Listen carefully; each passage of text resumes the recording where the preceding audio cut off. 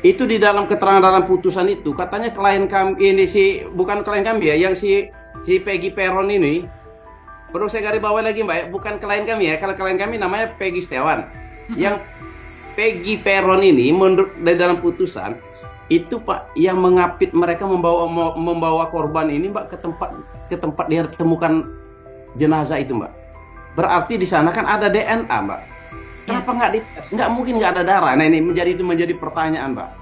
Lucu sih, yang dijadikan barang bukti itu ijazah, KTP, kakak. Apa hubungannya sama perkara ini Mbak? Hmm. Apa hubungannya sama perkara ini loh, ijazah sama, kecuali kalau pemalsuan ijazah ya boleh itu dijadikan yang nggak masuk di akal Mbak, bagi saya nggak masuk di akal, kecuali Mbak ya setelah kejadian 27 Agustus itu 2016 polisi terus mencari Peggy. Itu baru DPO.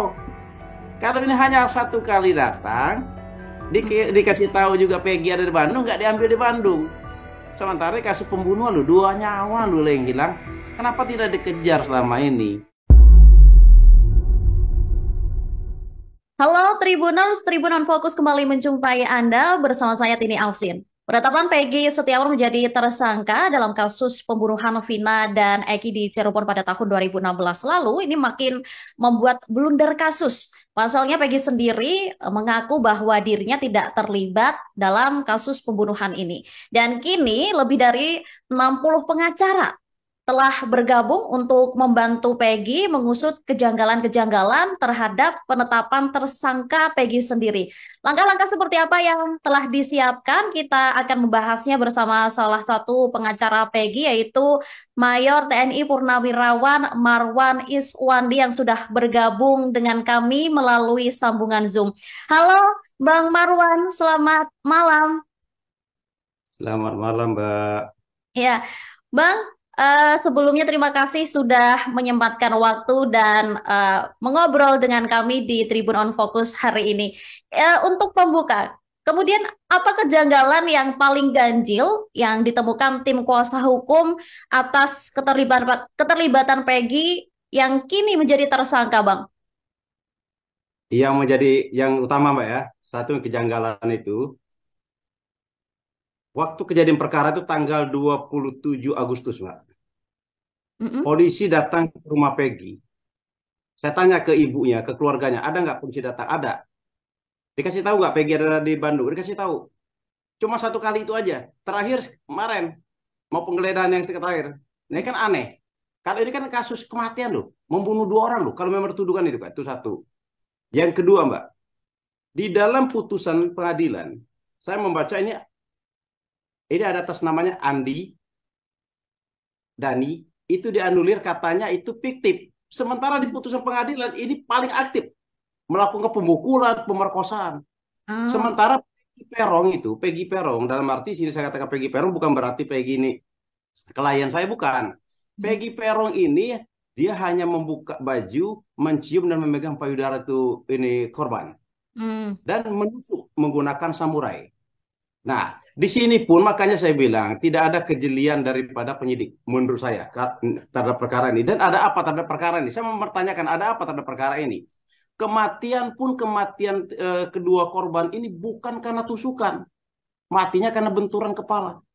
Sebenarnya Mbak, kalau ingin membuktikan klien kami ini terbukti atau tidak itu gampang banget Mbak, gampang banget. Saya ini mantan auditor militer Mbak, jadi membuktikan perkara itu gampang. Gampang banget saya bilang. Kalau memang ini terjadi, satu saya bilang Mbak, kalau dituduhkan klien kami melakukan penusukan samurai, itu samurainya kenapa tidak di ini, tidak kenapa tidak dilihat sidik jarinya Mbak? Hmm. Itu satu. Yang kedua Mbak ya, itu di dalam keterangan dalam putusan itu katanya klien kami ini bukan klien kami ya, yang si Peggy Peron ini, perlu saya garis bawahi lagi Mbak ya, bukan klien kami ya. Kalau klien kami namanya Peggy Setiawan. Mm-mm. Yang Peggy Peron ini menurut dari dalam putusan itu Pak yang mengapit mereka membawa korban ini Mbak ke tempat dia temukan jenazah itu Mbak. Berarti di sana kan ada DNA Mbak. Ya. Kenapa nggak dites? Nggak mungkin nggak ada darah. Nah ini menjadi pertanyaan Mbak. Yang ketiga banyak sekali Mbak, banyak sekali yang sangat menurut kami yang nggak masuk di akal. Eh, dari keterangan para saksi, dia mengatakan kalau klien kami Peggy Setiawan itu pada hari itu ada di Bandung. Jangan gini Mbak, jangan mentang-mentang orang orang tak punya dijadikan korban. Ini Mbak, sebab banyak sekali masyarakat datang ke saya Mbak, yang masyarakat-masyarakat kalangan bawah ini, mereka pada ketakutan. Ngomong sama saya, Bang, suatu saat kami bisa jadi korban juga Bang. Kami orang tidak punya Bang. Nanti ada kasus-kasus kami dikorbankan.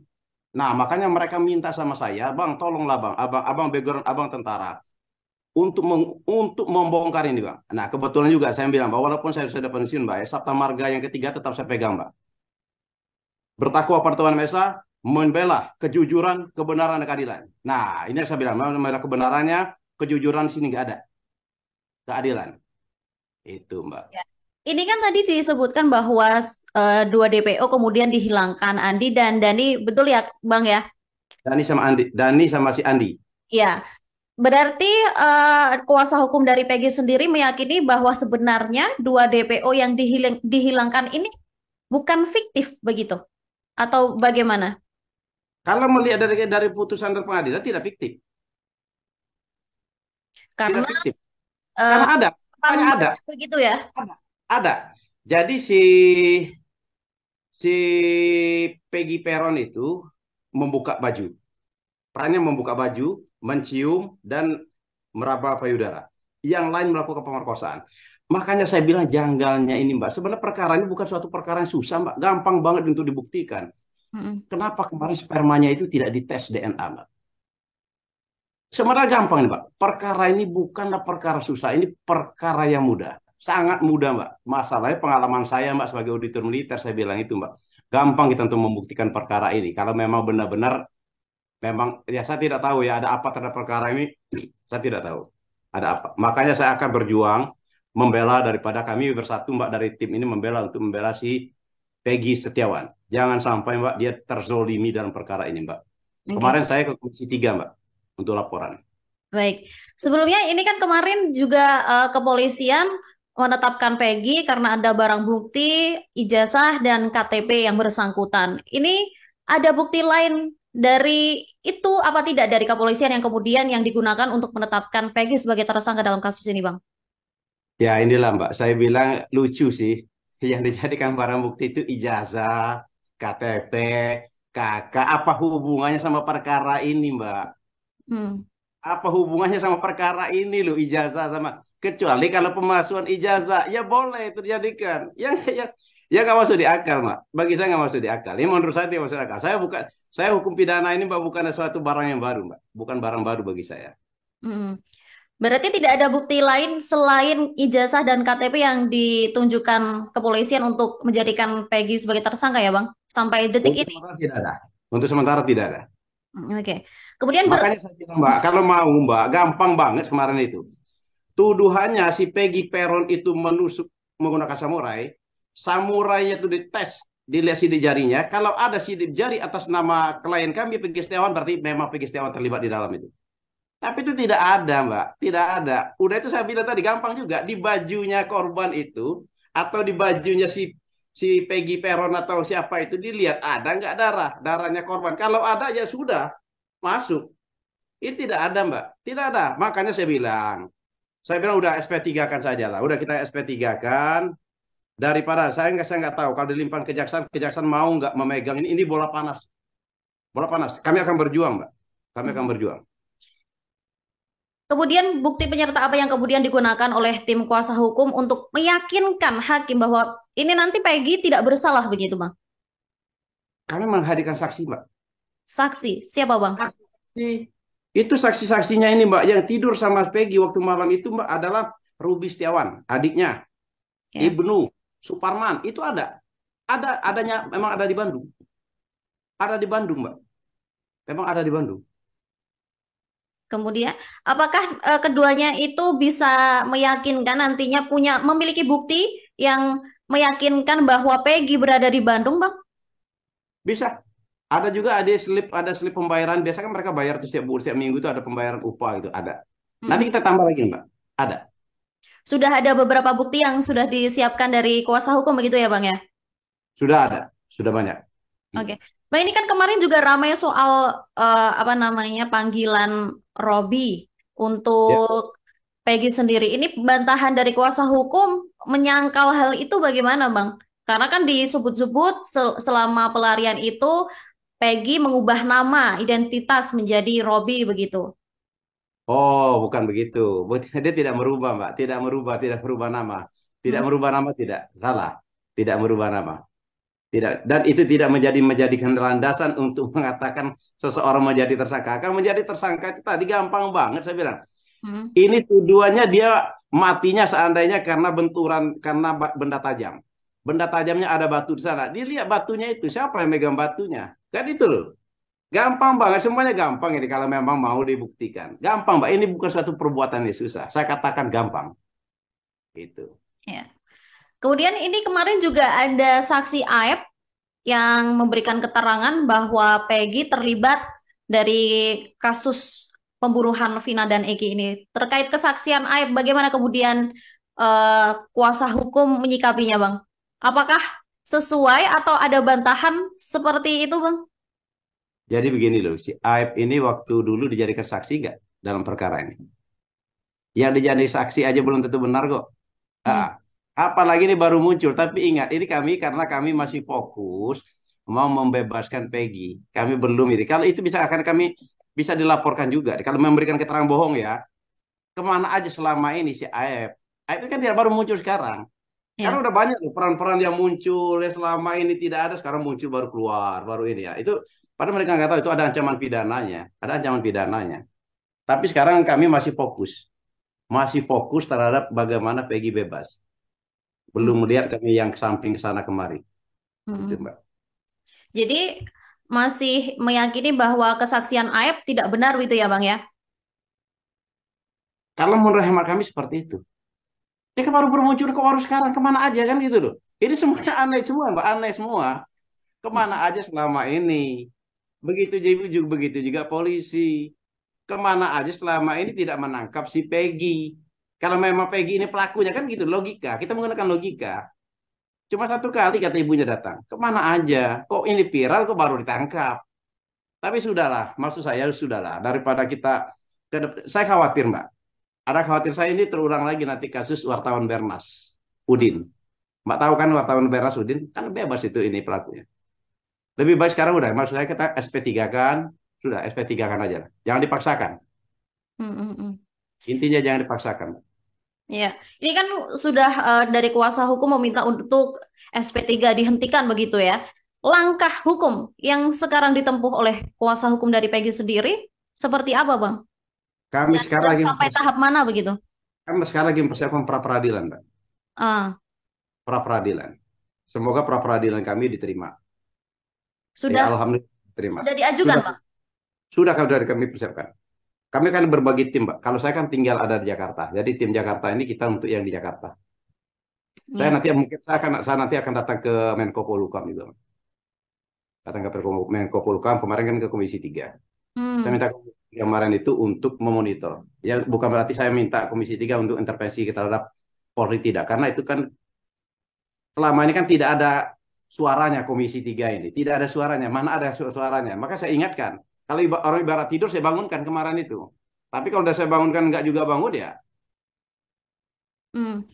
Tanggapan dari Komisi 3 sendiri kemarin seperti apa? Kemudian, Kalau dari Komisi 3 kemarin Bang Habib itu mengatakan Bang Habib nggak bisa mengintervensi.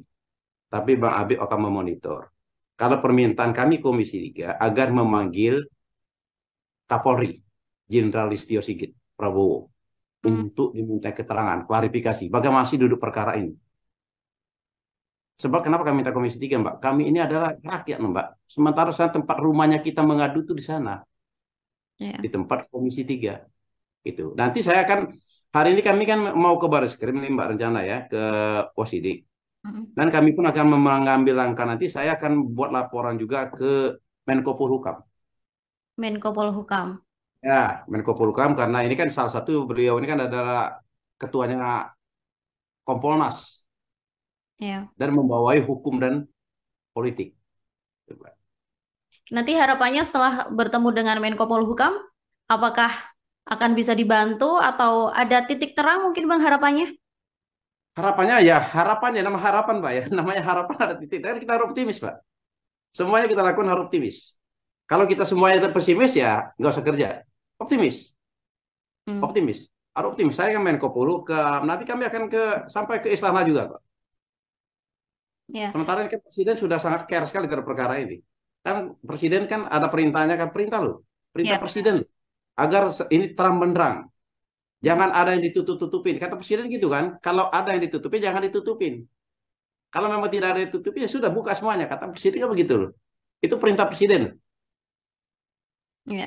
Bang, ini kan kemarin 5 terpidana juga mengaku bahwa Peggy Setiawan ini bukan pelaku yang ditunjukkan oleh polisi. Kemudian Saka yang sudah bebas juga menyebut bahwa Peggy tidak ada dalam salah satu foto yang ditunjukkan oleh kepolisian begitu. Bagaimana Ya. kemudian kuasa hukum merespon hal ini, Bang?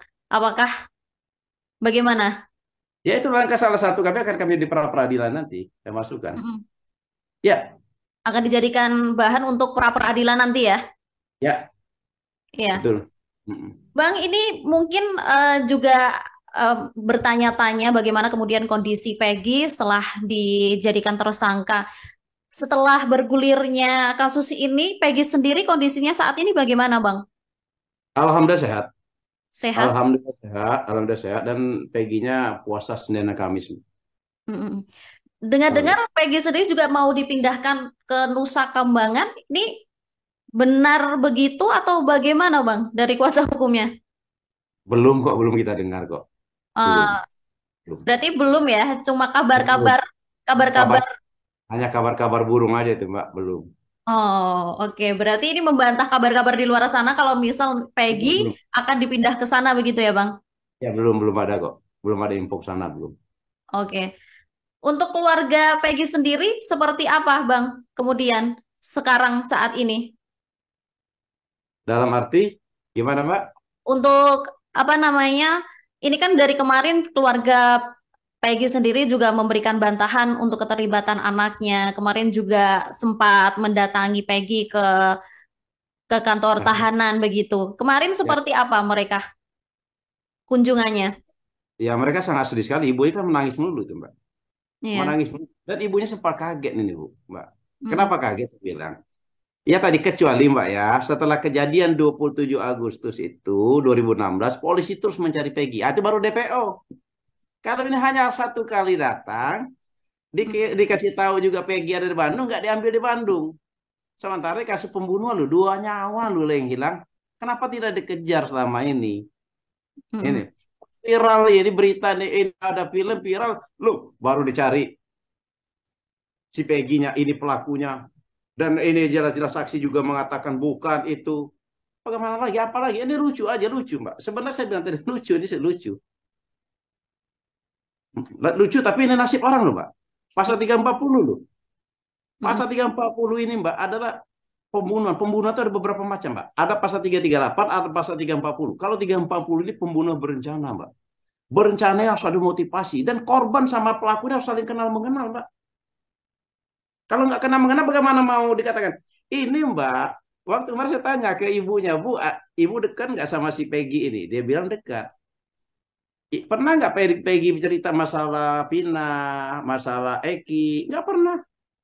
Nggak ada apa-apa kok. Pernah nggak cerita masalah geng motor? Nggak ada. Yang jelas Mbak, kalau 340 ini, maka saya bilang, siapa yang mau memegang bola panas ini? Mau ke jaksa?